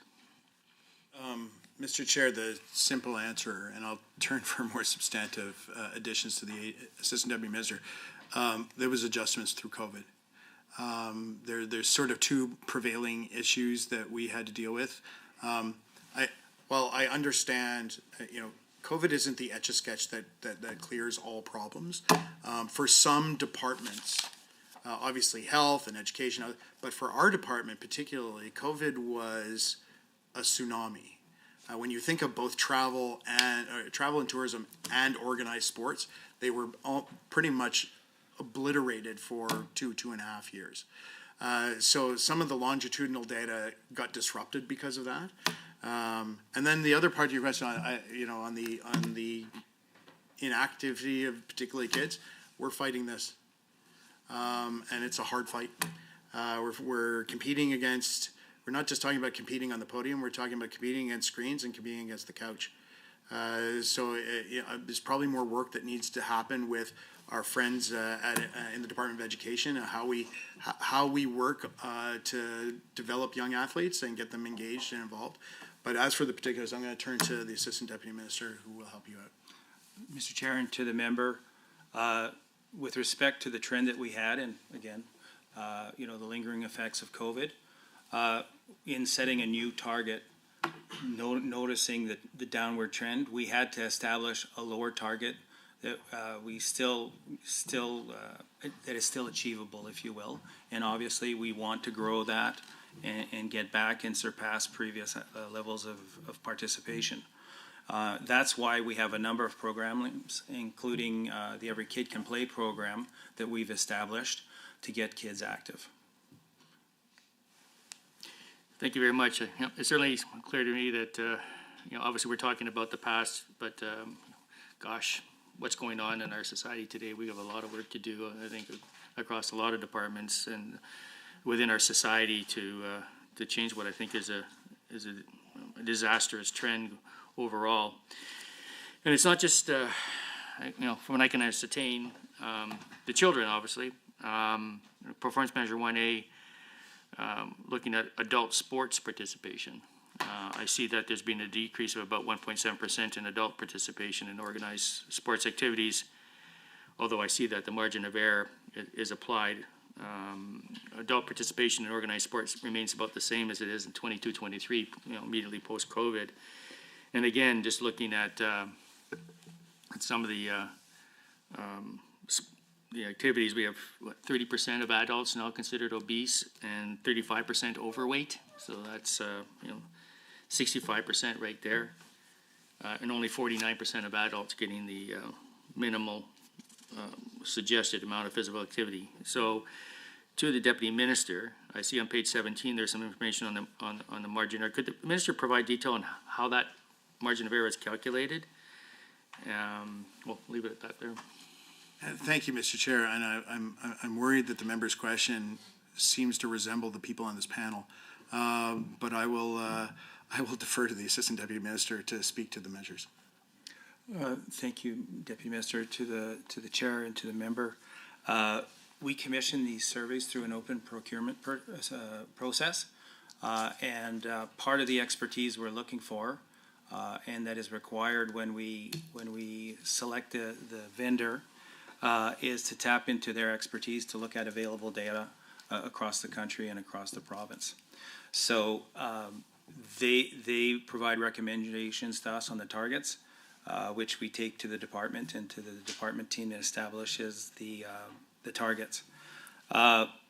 In the case of the results that we see, they are disappointing, as I said earlier, for youth, and certainly hoping that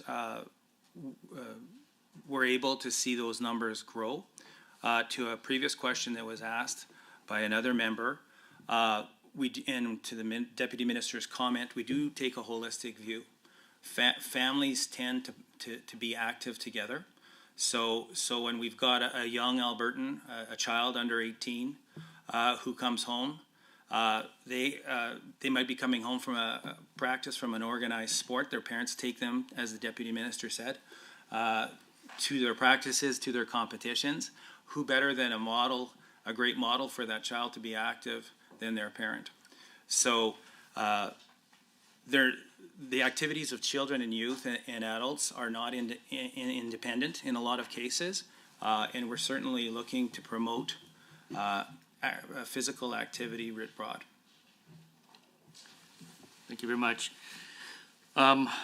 Change direction a little bit on this and talk about indicator 2B on page 17, which covers expenditures generated from the tourism sector.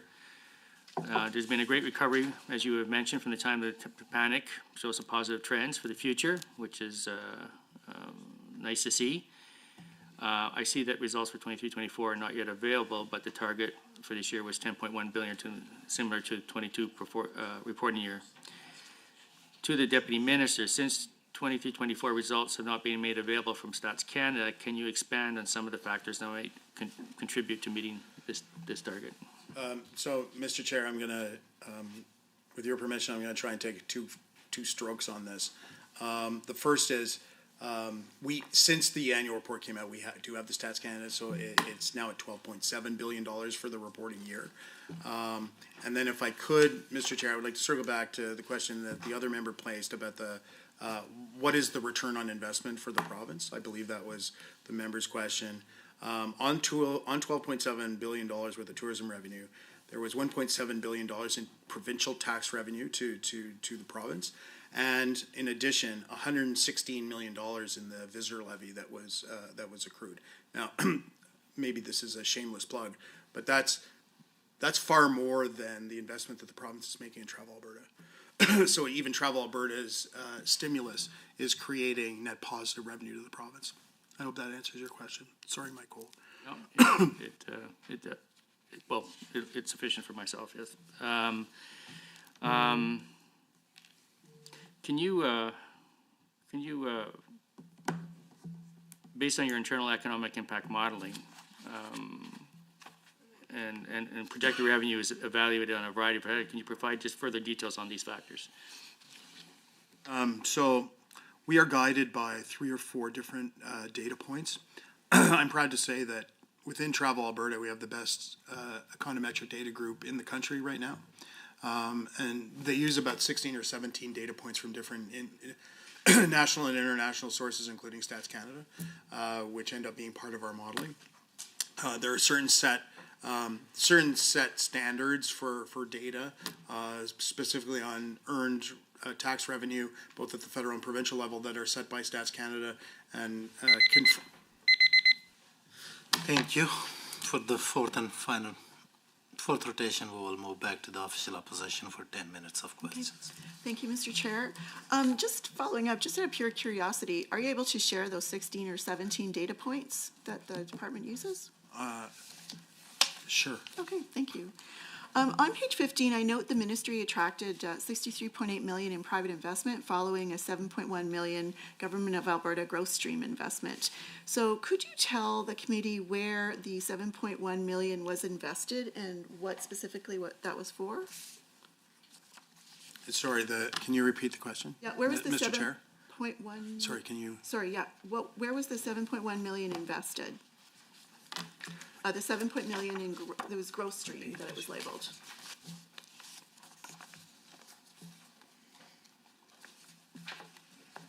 Page 15.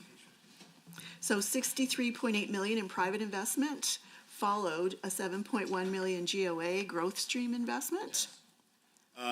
So that's the Travel Alberta Tourism Investment Fund. I believe in the opening statement, I stated the number of projects. They are throughout the province, predominantly in rural areas of the province. They have about 1.2 million of that is to Indigenous operators, and so on top of the investment that we're making through Indigenous Tourism Alberta, at least $1.2 million or up to 1.5 are part of those initial investments. I could list several of them. Table that for the committee, that'd be great. I'll have to look at that. I think there's commercially sensitive data as part of that, but I'll have to look at that. And then the second piece, if you're able to share that, was where the $63.8 million that followed that investment, where that came from. If you're able to share that with the committee, that'd be great. It would be a result of those projects. So a specific a specific project would have, we are not the majority investor in those projects. We, as I said during my opening statement, it's sort of a first in or last in capital, and for a lot of small and medium-sized businesses, that allows them to get to the ratios with other private investors. Okay, switch gears a little bit. So I note on page 14, the ministry discusses the launch of a plan to grow the tourism economy, as we've talked about, by $15 billion in 10 years by expanding access to the province and promotion of destinations. Makes sense. Could you tell the committee why there are no metrics for such an ambitious plan? There is a big metric, which is the actual revenue number. Mr. Chair, I think to gauge this or to properly set this, there are a lot of destinations that have visitation numbers and revenue numbers. That's not a sustainable, getting more travelers, just more travelers is not the end goal. Getting better, higher spending travelers. But within the Travel Alberta, since the subset of Travel Alberta, you will find in their annual report a placemat of key performance indicators that flow for the next 3 years. Our business plan is awaiting, for next fiscal year is awaiting approval from the minister, but on the previous year, you can find those key performance metrics within the Travel Alberta the annual report. Okay. So when will Albertans get that plan and the cost to deliver this? I mean, this is an ambitious plan, makes sense, it's a good investment, but when can Albertans expect to see more information about how much will it cost to get to this goal? Yeah. So we are currently forecasting the major investment in the tourism development plan is actually through Travel Alberta.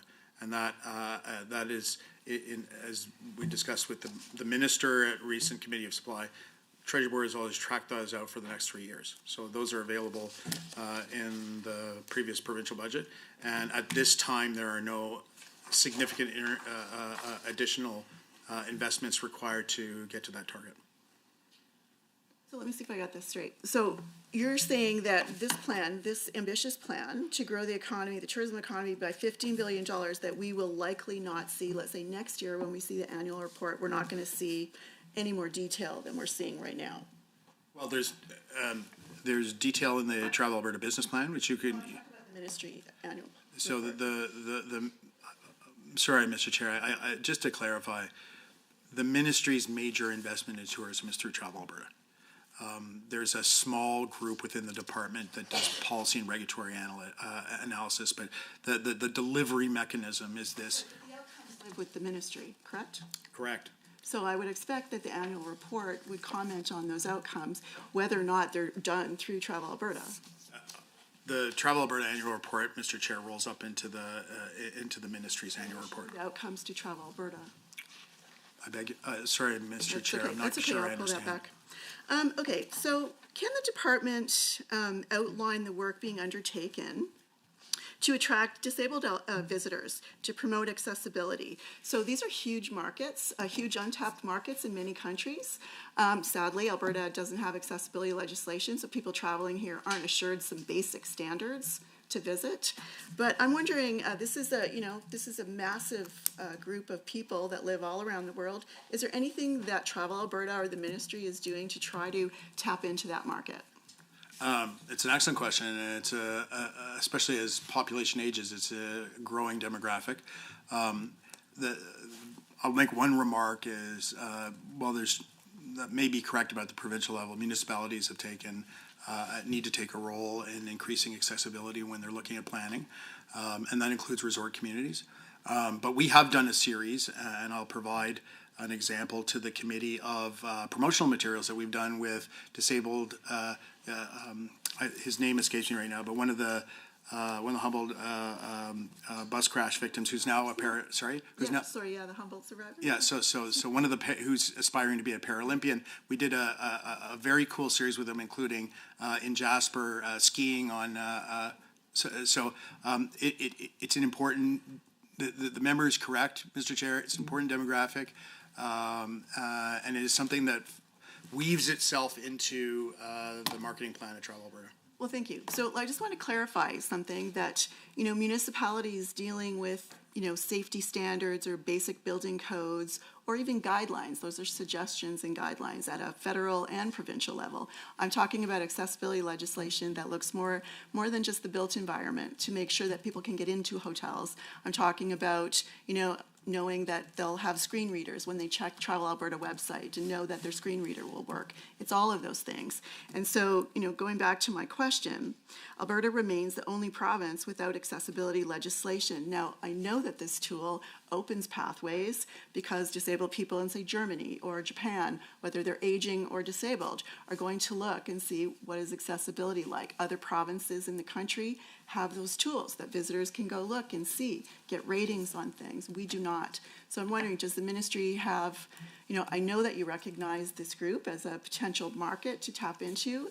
Any plans to work with the Ministry of Seniors, Community and Social Services where that legislation should live to make those changes? It's an excellent point. I would just, Mr. Chair, just a point of information. Travel Alberta just won an international award for the accessibility of its website and I would also say that I'm not sure I want to get involved in potential legislation with another colleague or another ministry. I will say that the industry itself takes this whole issue very seriously, and that a lot of especially major organizations in the accommodation space, for example, go above and beyond municipal standards because they know the importance of this sector. So when you're looking at Fairmont or Marriott and their various brands, they will ask the owners and developers to make sure that there is able accessibility for all types of folks. Well, I'm not asking, just for clarity, I'm not asking you to advocate to the ministry. What I am is, I think that whether it's Travel Alberta or the ministry can talk about the potential markets that open up when we start to remove barriers for people with disabilities or people that are aging all around the world. Alberta is already a beautiful destination, a very popular one. I have no doubt that that would increase with additional accessibility, so. Well, and just to that point, Mr. Chair, one of the elements of the tourism plan is access. So the member makes a good suggestion, and I'll be happy to talk to my other colleagues offline. Okay, well, thank you. I'm not going to start another question, so I'll just turn over my time. Thank you. For the final 10 minutes block, government members. Thank you, Chair. Chair, through you to the Deputy Minister. First of all, I would like to thank you for all the hard work that you folks do and making Alberta a very number one tourist destination of many people around the world, and I appreciate all that you do and your staff. Chair, through you, the tourism sector is becoming an increasingly vital aspect of our province's identity as it continues to flourish, creating employment opportunities, supporting local businesses, and showing that Alberta is a globally recognized destination. On page 20 of the annual report, under additional performance metrics, there is a performance indicator which shows that we are back to the pre-COVID tourism sector employment numbers. It is very satisfying to see the tourism sector continue to rise every year. Chair, through you to the Deputy Minister, could you explain the factors that contributed to the steady increase in tourism sector employment? Mr. Chair, I thank the member for the question. There is a bit of a chicken and egg situation with regards to employment and opportunity. As I had mentioned earlier, people and careers are an important tenet of the tourism strategy. One of the first pieces that came out of the tourism strategy was the provincial nominee program for tourism for temporary foreign workers. We've known for a long time that there's been an over-reliance in the sector on temporary foreign workers and have been in discussions with post-secondary institutions to work on the next generation of tourism professionals. I love to tell this story that SAIT, the hospitality program of SAIT, was rated the best in the world, not just the best in Canada or the best in the province. Mount Royal University now has an aviation management program, which didn't exist 2 years ago or 3 years ago. So there's a lot of progress to be made, continue to be made on the post-secondary front. We've also benefited from an influx of particularly young people from around the country, but also from places where we have the working visa program. I'm sure anybody who's been to Banff recently has met Aussies and Kiwis. Those are great gap fillers, but we actually have to do a better job at preparing the pipeline of young people who see this as an important profession, and don't just see the frontline jobs, but see the marketing jobs, the engineering jobs, the finance jobs, the HR jobs. So we're working on that, and in cooperation with operators. There is an issue that sort of flows from this, which I don't think is spoken about enough, and that's the issue, especially in resort communities, about staff accommodation.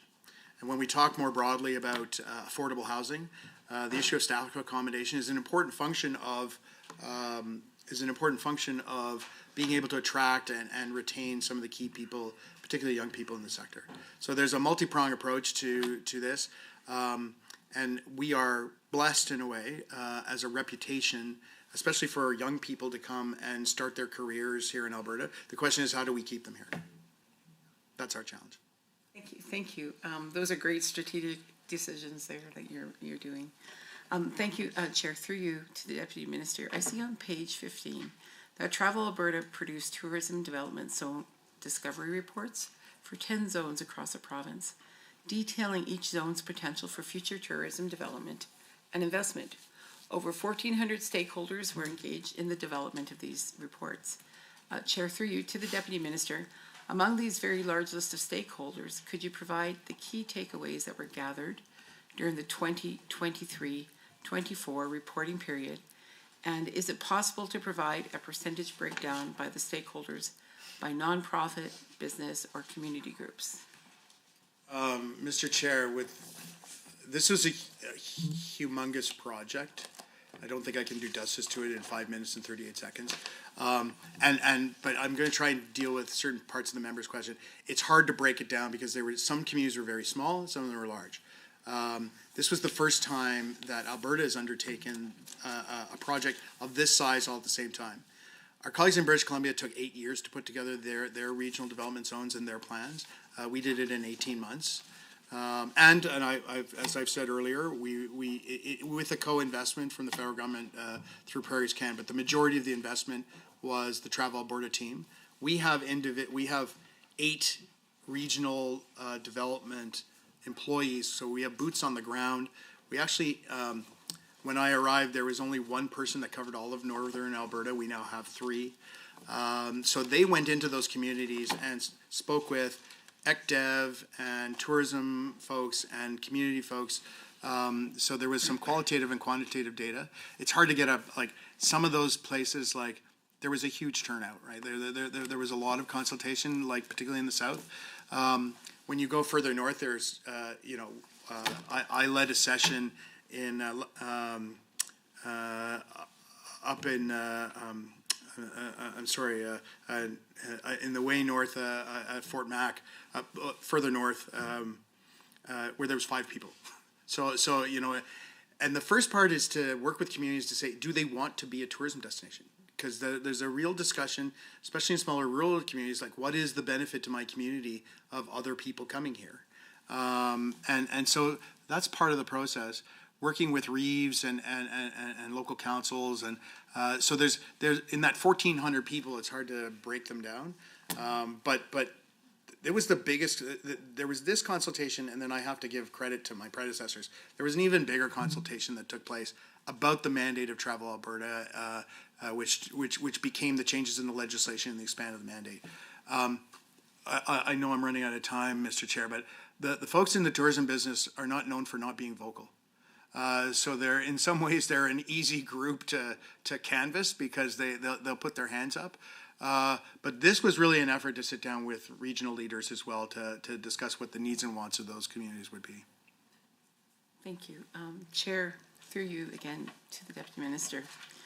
I'd like to reference page number 25, the Tourism and Sport 2023-2024 Annual Report in particular.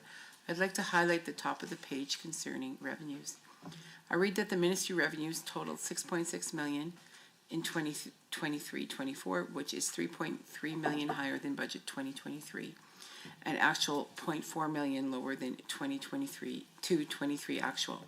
I read that the change from the 2022-23 actual can be attributed mainly to decreases in federal grant funding of 1.4 million for tourism and a decrease in sport, physical activity, and recreations donations of 0.3 million.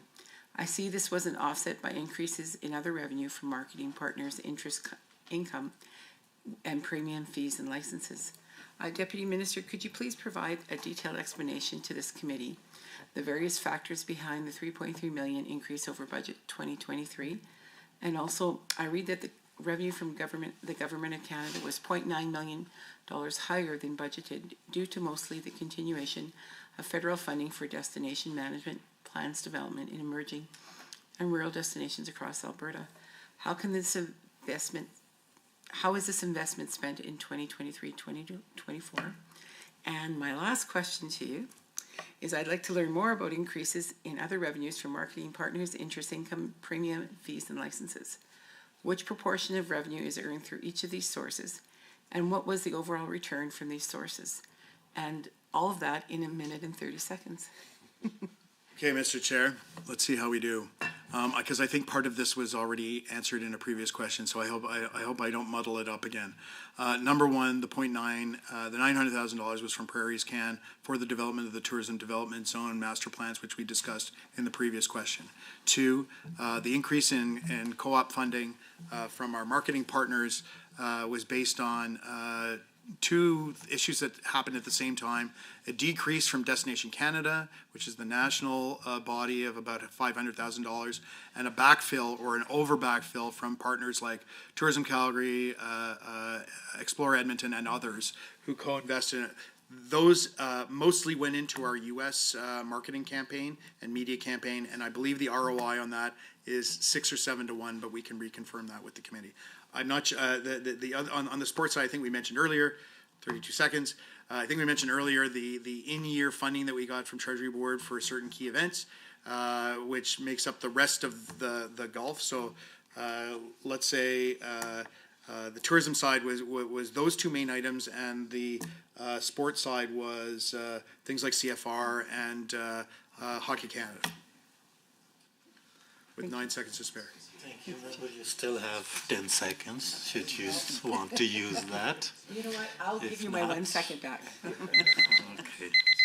Thank you. For this final round, members will read question into the record for a written response.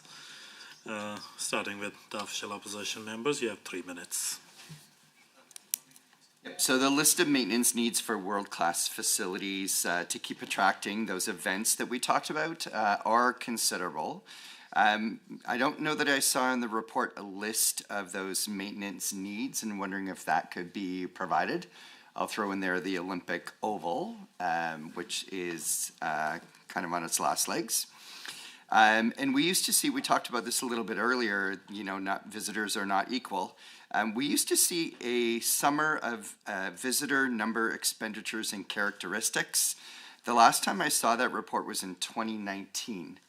And I'm wondering if we can share the number of, like the data of visitors by country, the average spend of like Alberta versus Canada versus the United States versus international. In 2019, an international visitor was worth 5 times an Alberta visitor.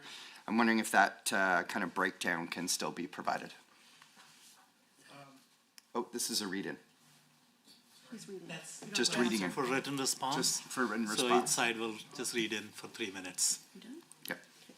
Okay, performance metric 1A, percentage of Albertans attending and participating in events and organized sport activities. So my question is, why is the event in the title, and how is it different from organized sport activities? And my second question is, why is the word attending in the title? Does this performance measure count people who went to an event?